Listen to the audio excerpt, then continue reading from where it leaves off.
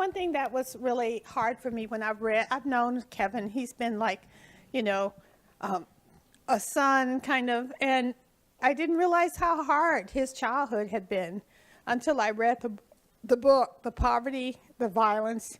And that's one thing that I think it makes the book so worthwhile to read, because we look at Kevin now, we look at him, you know, when he's working at Vive and places like that, and we didn't have any understanding of what he went through.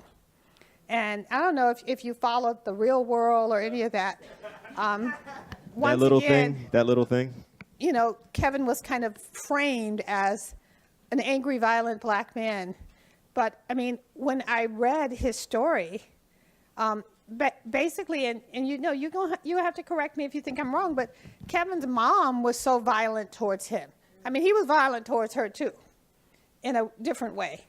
I mean, when you did all that acting out bullshit, where she felt that she had to check you. Yes, Mother Bell. Yes. That was like forcing her to assume a kind of patriarchal stance with you. Because like so many black mothers, she was afraid. Yeah. She was afraid that if she didn't get this boy and his rage under control, I mean, how many times do we hear that? How many times do we read about black mothers feeling that they have to tamp down black males so that their rage won't destroy them? Yeah, yeah. This is actually the first time I'm talking about this book in public. And so if I get a little emotional. We'll let you do it. Okay. You know what I'm saying? But, you know, it's interesting. Belle actually talked about my mother. The book is dedicated to my mother. I said that she's the first teacher, the first leader I ever met in my life. I just need to say that because it's important. I did an interview a couple weeks ago with a publication. I won't say the name of the publication, but she started talking about abuse a lot, you know, and wanting me to say, well, Kevin, weren't you the victim of child abuse? And let me say it like this. My mother was born in the South, in South Carolina, in the 1940s. She was a poor black woman born in the American South in the 1940s. She was the product of the vicious racism of this country at that time. I don't think there's anything more abusive than the world that created her.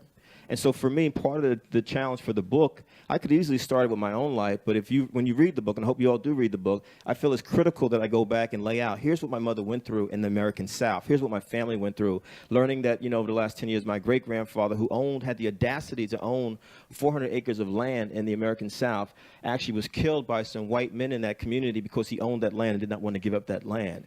You know, my grandfather, one of his sons, was old enough to remember that he was a very angry black man. In fact, he did not like white people because he remembered viscerally what happened to his father, my great-grandfather. And so, you know, to me, when I think about the anger of our relatives, families from generation to generation, I always ask myself a question: what did she or he actually survive? What did they go through? You know, and the reality is, you know, I've been blessed to have bell hooks and Gloria Steinem and Eve Ensler and years of therapy and Reiki healing and yoga and meditation and all kinds of stuff. Dr. Phil and Oprah, y'all know what I'm saying. Whatever you do. But I don't know what you're saying. Are you trying to say that if people have suffered traumatically themselves, and then they inflict suffering on others, what? Should we forgive? Should we understand? What are you saying? I think we should understand, and I think we should forgive. Now, does it take a long time to forgive? Oh, yeah. Oh, yeah.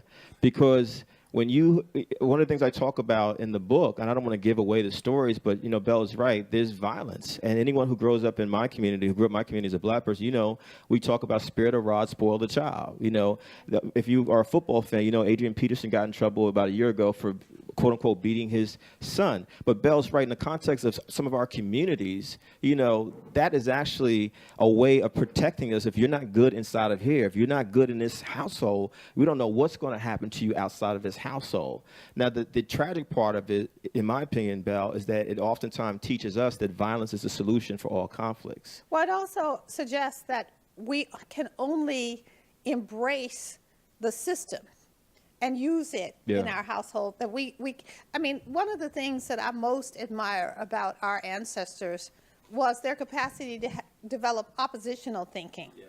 Well, as black people like my parents became more Christian, they dropped oppositional thinking. No more reading of dreams. No more what have you. No more going to the person who's a psychic.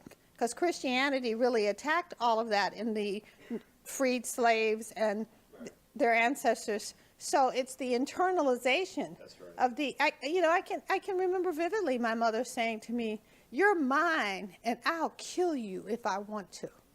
I mean, imagine that kind of trauma on a child where this person that is really the person who cares for me the most. Yeah.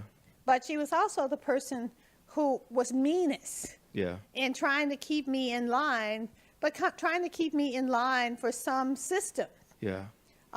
That was not a system that affirmed her or any of us. Yeah.